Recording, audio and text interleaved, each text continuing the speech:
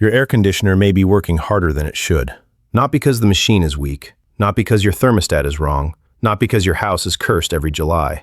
The problem may be sitting above your head.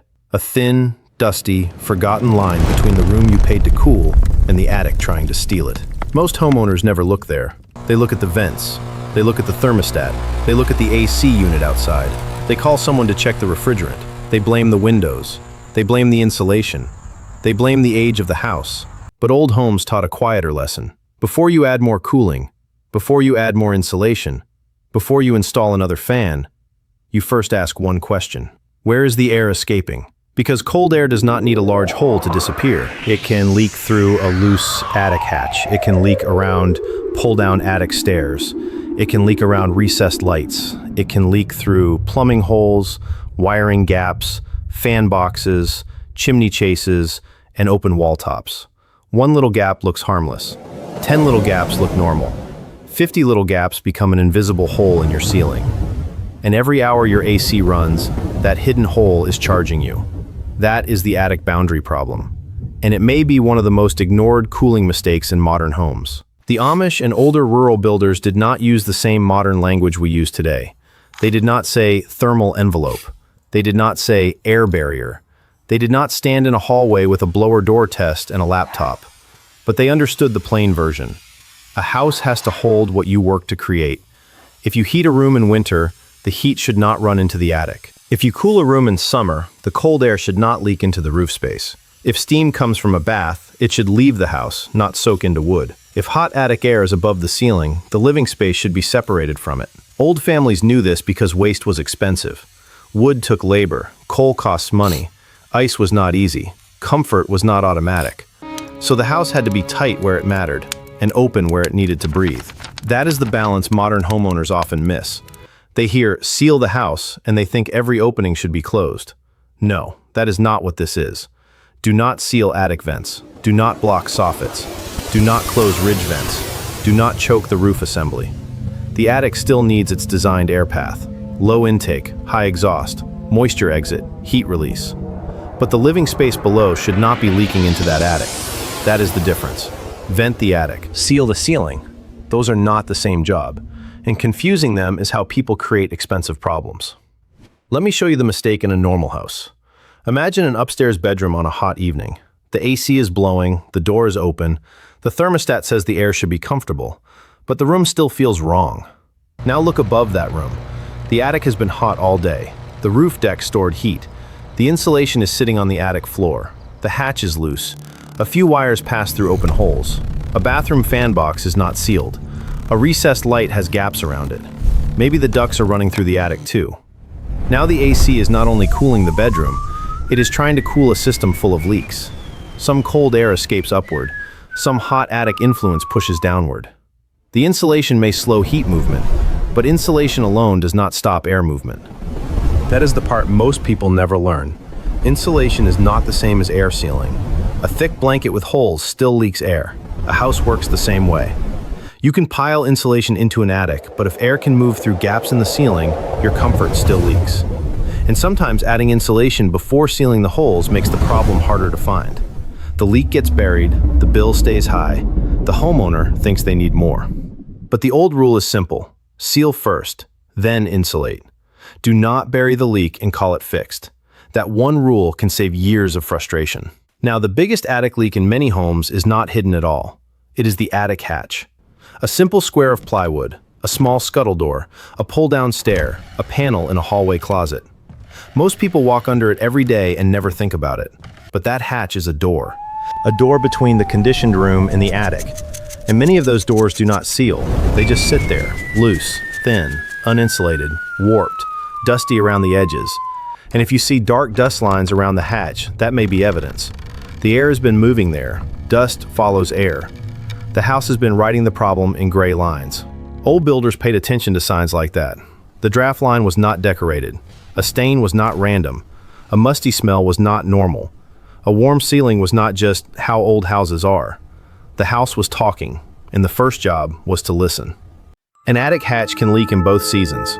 In winter, warm indoor air rises through that weak panel. That warm air carries moisture. When it reaches a cold attic, moisture can condense. That can lead to frost, staining, wet insulation, mold, or rot. In summer, the pressure and temperature differences change, but the weakness is still there. You are trying to keep the living space cool. The hatch is allowing air and heat movement where the house should be separated. That is why an attic hatch is not a small detail. It is a control point. Now, what did older homes do? They did not always have perfect insulation. They did not have modern foam gaskets and factory-made attic stair covers, but they understood doors, lids, stops, weight, and draft control. A cellar door needed to close tight.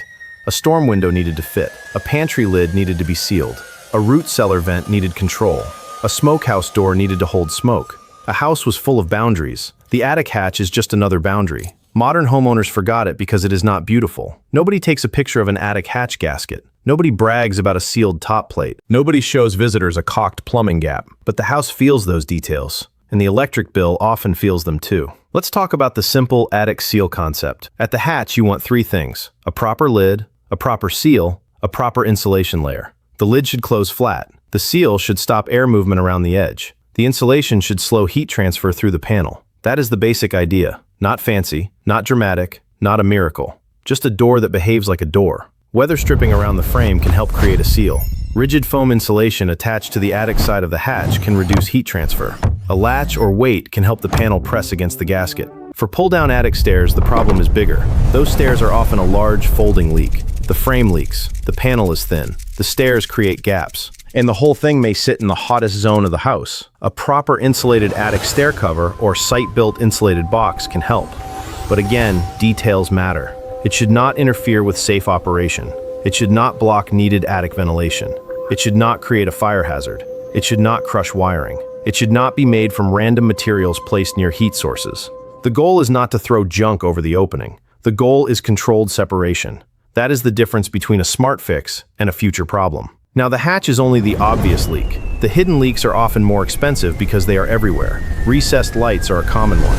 Those round ceiling lights may look clean from below, but above them there may be gaps. Older recessed lights can be especially tricky. Some are not rated to touch insulation. Some require clearance. Some need proper fire-safe covers before air sealing. If you bury the wrong light under insulation, you can create a fire risk. So this is not a place for careless advice. If you have recessed lights under an attic, check whether they are rated for insulation contact and air tightness. If you do not know, find out before sealing or covering them. This is where a qualified electrician, energy auditor, or insulation professional can save you from a dangerous mistake. Old wisdom does not mean reckless work. Old wisdom means respect for the material. Respect heat, respect fire, respect moisture, respect the house. Another leak is plumbing penetrations. Where pipes run through the ceiling into the attic or wall cavities, there may be open gaps. Small gaps around pipes can move air. Large holes around plumbing stacks can move a lot more. Electrical penetrations do the same. Wires pass through top plates. Cable holes remain open. Boxes are not sealed. Individually, each hole looks too small to care about, but a house is not damaged by one gap only. It is weakened by patterns. 100 small shortcuts become one big bill. Then there are chimney chases and flue penetrations. This is where homeowners must slow down. Do not use ordinary foam or random caulk near hot flues or chimneys. Clearances matter. Fire-rated materials matter. Metal flashing, fire-rated sealants, and proper methods matter. A chimney chase can be a major attic bypass, but it must be sealed correctly. If you do not know the safe method, do not guess. There are places in a house where saving money by guessing is the most expensive decision you can make. Then there are bathroom fans. This one makes me stop every time. A bathroom fan should remove moist air from the bathroom and send it outside. Not into the attic, not under insulation, not near a vent. Outside. Yet many homes have fan ducts that end in the attic, or ducts that disconnect, or ducts that sag, collect water, and leak. Every shower sends warm, humid air into a space full of wood and insulation. That is not ventilation. That is delayed damage. The homeowner thinks the bathroom fan is helping, but the attic is quietly absorbing the moisture. Old homes had moisture problems too, but old families were often more aware of where steam and smoke went. They watched it. They smelled it. They felt it. Modern homes hide the path behind drywall, so the damage grows without being seen. A bathroom fan dumping into the attic is not just an energy issue, it is a moisture issue. And moisture is the slow enemy of old houses. Now think about open wall tops. This is one of the biggest hidden problems. Interior walls often continue up to the attic floor. At the top of those walls, there may be open cavities. Warm air can move inside the wall and into the attic. In winter, this can carry moisture upward. In summer, it can connect your cooled rooms to the attic in ways you never see. These bypasses can be large. They can hide under insulation. They can make the house feel drafty, uneven, and hard to control. A homeowner may add insulation over the attic floor, but if the wall tops are open underneath, air still moves. Again, insulation slows heat. It does not stop air unless it is installed as part of a real air barrier system. This is why old home comfort is not about one product. It is about sequence. Find the boundary, seal the boundary, protect the ventilation path, control moisture, then insulate, then improve the machine if needed, not the other way around. Most modern advice starts with the machine. The old way starts with the house. Now, let's be honest about the word Amish. This was not an Amish invention in the modern product sense. The Amish did not invent weather stripping. They did not invent air sealing. They did not invent building science. But plain rural communities preserved the way of thinking that modern homeowners need again. Waste nothing. Know your house. Fix the simple leak before buying a bigger machine. Do not depend on one appliance to solve every design mistake. Do not let comfort leak through a careless opening. Do not confuse decoration with function. Do not ignore the boring parts. That is the Amish lesson here. A home should not be a bucket full of holes. And if it is, pouring more cold air into it is not wisdom. It is expensive. Now here is where some people get nervous. They hear seal leaks and they ask, will my house stop breathing? That question matters. A house does need healthy ventilation. People need fresh air. Combustion appliances need safety. Moisture needs control. Indoor pollutants need a path out. But random attic leaks are not a good ventilation strategy. A loose attic hatch is not fresh air planning. A bathroom fan dumping into insulation is not healthy ventilation. A chimney chase leak is not a building system. A house should be ventilated intentionally, not accidentally. That is the key word, intentional. Old homes often had accidental leaks because materials and construction were different. Some of those leaks helped in certain ways.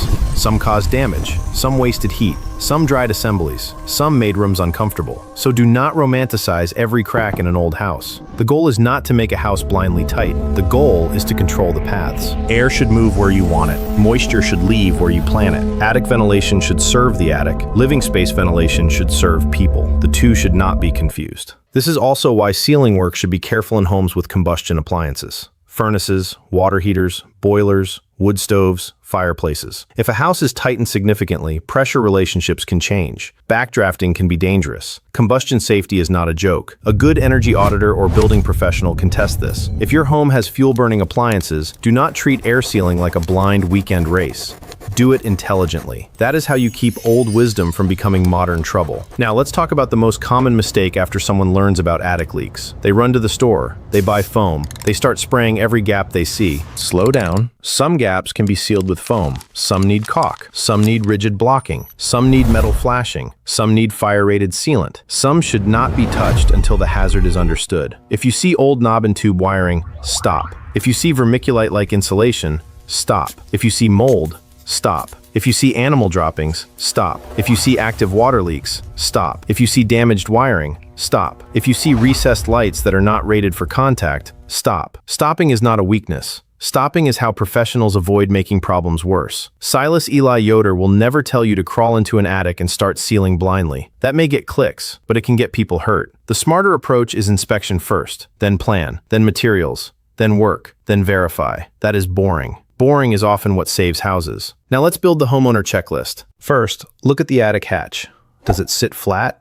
Is there weather stripping? Is it insulated? Do you see dust lines around it? Does light leak around it? Does it rattle when doors open or the AC starts? If it is a pull-down stair, does the frame seal tightly? Is there an insulated cover above it? Second, check the ceiling below the attic. Are there recessed lights, ceiling fans, bath fans, smoke detector openings, speaker holes, plumbing penetrations, old holes from removed fixtures? Every opening is a suspect. Not guilty automatically, but it's worth checking. Third, look safely from the attic hatch. Do not crawl deep if it is hot, unsafe, or unknown. Can you see insulation gaps, open wall tops, disconnected ducts, bathroom fan ducts ending in the attic, soffit vents blocked by insulation, dark staining on insulation, dust streaks, wet spots, animal evidence? The attic often tells the story quickly. Fourth, check moisture paths. Bathroom fans outside, dryer vents outside, kitchen exhaust handled properly. No warm, moist air dumped into attic cavities. No roof leaks pretending to be humidity problems. No wet insulation left to dry someday. Fifth, check ducts. If ducts are in the attic, they should be sealed and insulated.